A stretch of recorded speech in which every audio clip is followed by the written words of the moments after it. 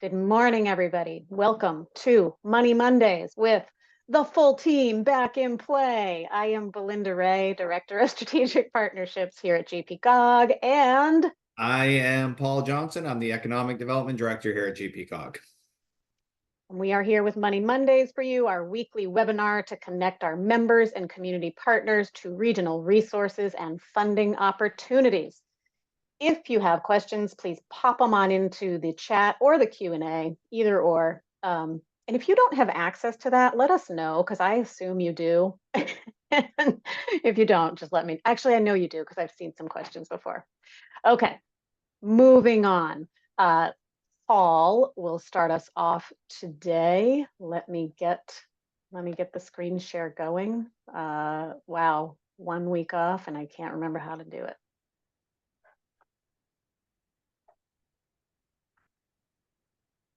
There we go. So I will start today. I don't see any slides, Belinda, just as a heads up. Oh, sorry. There Perfect. you go. Okay, perfect.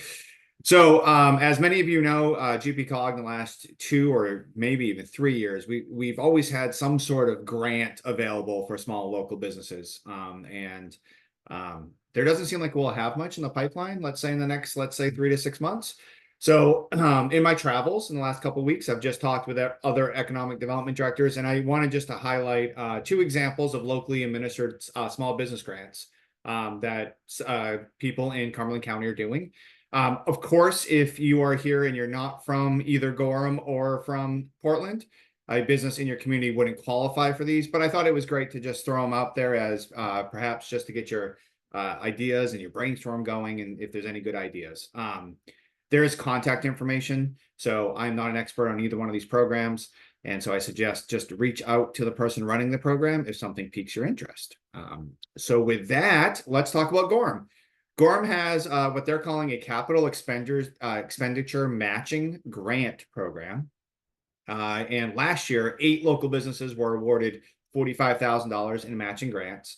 And they actually got Gorham Savings Bank as the local bank to chip in for 3 of those businesses. So with Gorham, they used TIF funding to develop this grant program. But then they also partnered with some banks that said, hey, we're about to do this. It'd be some good PR for you. Would you kick in some money? And it turns out the Gorham Savings Bank contributed to this particular grant program. The program provides a 50% reimbursement for a capital item, a service or site project, and it's up to $15,000. So I know Gorham has quite a few businesses or a few businesses in their downtown area that would like a facade improvement, or I believe they had a coffee shop that needed, there was something wrong with some of their internal brewer or their infrastructure, and they needed a new machine. These were the types of things that the businesses could actually go and apply to get 50% help with. And as I mentioned, the town established a facade and leasehold improvement grant fund last spring, and its revolving loan program provides loans to businesses up to $150,000. So they have a couple of tools here, which is pretty cool. And the facade and leasehold improvement program is designed specifically as a carrot rather than a stick to get their downtown area, let's say, give it a little bit of a refresh if you are walking around downtown Gorham. And I know both these grant programs and the revolving loan fund are funded through their TIF funds. And if you have any questions, Kevin Jensen over there is the economic development director, and I'm sure he'd be glad to answer anything that you may have or bounce around ideas. So that's Gorham's capital program. And my second one is Portland's job creation grant. This is brand new, and I believe there's also a second grant that's running parallel to this, and I didn't highlight it here. I could be a little wrong. I got a little lost in the weeds. But they have a reimbursement grant for up to $20,000 for for-profit Portland businesses that they must create new jobs for low and moderate income individuals. That does not mean you can lay somebody off or bring somebody seasonal back and count. It has to be a brand new position or a brand new job. It's a matching grant that's provided on a reimbursement basis. Again, it's for jobs created, and you have to demonstrate that for a 9-month period that you have created a job within 9 months. And it's made to stimulate job creation for low and moderate income. And it sounds like Nancy tells me that is their only grant currently. Okay, perfect. Thank you, Nancy, for the clarification. And there is a second one at the Immigrant Welcome Center. But I'm just highlighting municipalities right now, but there is a second one. So if you do have somebody in Portland and you want a couple of the resources, I can loop you in with them. And it is funded by the City of Portland's Community Development Block Grant Program. And as I just mentioned, Nancy Martin is the contact over there. So if this looks like something that is appealing, or you want to pick her brain how she's running it, you can reach out to Nancy directly, or if you've never met Nancy, email me and I'll make the contact. Nancy and I work closely together, and she is a great resource for me. So those are two examples of local municipalities that are getting into either the grant game or the RLF game, the revolving loan fund game. And so just think about it. And if you have any questions, reach out to me, or if you want an introduction, I am here. Thanks, Paul. It's great to hear about those. Yeah, and if other communities have some, we'd love to hear those too, and Paul will feature them. So I wanted to talk today about addressing equity in grant applications, and you will see it is part one, because as I started to put this together, I realized this is a bigger issue than just one session. So part two will be next week. Part one, we're going to introduce the topic and talk a bit about equity and the fact that it has become such an important part of so many grants these days. I don't encounter any that don't have some kind of equity focus. And I know equity has become a buzzword that is great for some people, and some people hear it and they stop listening. Please keep listening, because this is important for you to understand and apply so that you can get some funding that could be coming your way. So first of all, what is equity? Well, there was I mean, a lot of people have definitions, but there was an executive order, President Biden, Executive Order 13985, that defined equity this way in statute: consistent, systematic, fair, just, impartial treatment of everybody, giving everybody full opportunity to participate in economic, social, and civic life. So that's equity. And it sounds a lot like equality, but there are many clever illustrations that point out the difference here. So equality, you see equality there on the left. These three folks have come to see the game. They've all been given a box. Have at it. That's equality, but they're not all getting the view, right?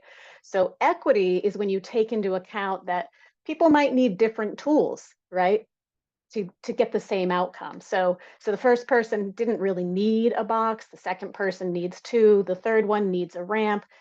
That's equity. Now they've all got the view of the game, and they needed different tools to get there.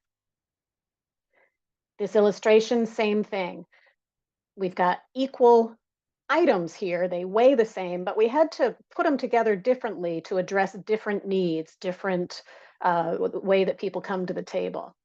So as you are looking at grants, I don't think you're going to find a lot that don't mention equity in some way. You want to read your grants very carefully, because the definition can be different from one application to the next. It might focus on different populations or different geographies or different particular impacts that they want to make sure are relieved for people. So check it out and read them carefully to determine the specific equity focus of a grant. For instance, this is from the state of Maine's website, and you see that when they released those new grant opportunities on GoPIF, they have an equity focus. There are equity outcomes that they require. They want to make sure that as you're putting together your plans, you're including many, many voices in the community. And they want to make sure that the climate change impacts are focused so that we take care of the people that are most vulnerable. So the ultimate goal in putting equity into all of these grants is that funders want to ensure that all voices in your community are represented, that you don't just have one or two people trying to come up with a solution for the whole community, that you're bringing everyone together. And they want to make sure everyone's getting served by the funding too. There's also a desire that's often stated in federal grants to help people who have not historically had great opportunities catch up, kind of even the playing field here. So we see it at the federal level as well. In fact, in addition to the executive order that I pointed out earlier, that requires the federal government to really start getting in there and addressing equity, There was a second executive order that established the Justice 40 initiative. And you'll see that if you apply for federal grants, you'll see Justice 40. And the reason Justice 40 is because they're trying to make sure that 40% of the overall benefits of investments that they make flow to disadvantaged communities.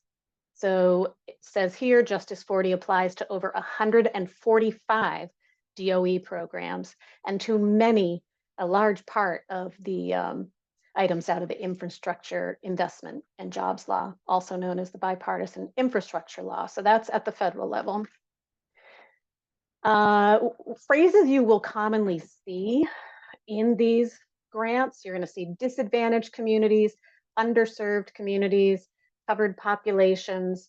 That's telling you where they're trying to focus their efforts, and they might define these slightly differently.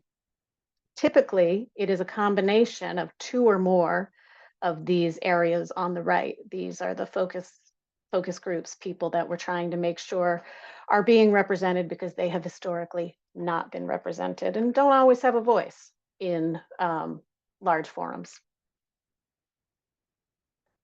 And again, the final goal here, here's that illustration again, where we have the people that come to see the game. Equality, nice, but doesn't quite give them all the view. Equity gives them all the view. And then justice is what we're really trying to move toward. And I know that sounds a little heavy-handed, forgive me, but we are trying to move to a place where when things are designed, they're designed in the first place to serve everybody. So in this justice example, the barrier has been removed. We've got the fence we need for the game, but everybody can see. So it's designed from the beginning, and then we don't have to come in and have fixes. So that's a big part of the goal here. So yeah, we've just talked a lot about equity. So then what do you need to do if you want to get these grants that are talking about equity? You have to understand your community's composition. You need to compile information about your community, and you need to be ready to tell your story, to explain how funds are going to come in and they're going to serve lots of people, and lots of people are going to be involved. How do you do that? Well, come back next week and we're going to talk about, oh, it'll be part 2. I feel like I always have a typo to correct before I send out the slides. It's tradition. This is the typo this week. Come back next Monday for Addressing Equity and Grant Applications Part 2. And we're going to look at all the different tools out there that help you examine your community and figure this stuff out and get it compiled so that you can then put together a compelling grant and send it out. I see a slide that doesn't belong. There we go. That's it. That's what I have here today. Money Monday's webpage, past webinars are there. There are our emails. And if you have any questions or anything you'd like to see covered, please let us know. Part 2 of the equity discussion will be next week. And we look forward to seeing you then. Paul, outro. Thank you, everybody. We're a little bit late. We're at 9:14. So what? My clock says 9:13. well, early is late for us. Early is late for us. All right. Have a great week, everybody. We will see you next Monday. Okay. Bye.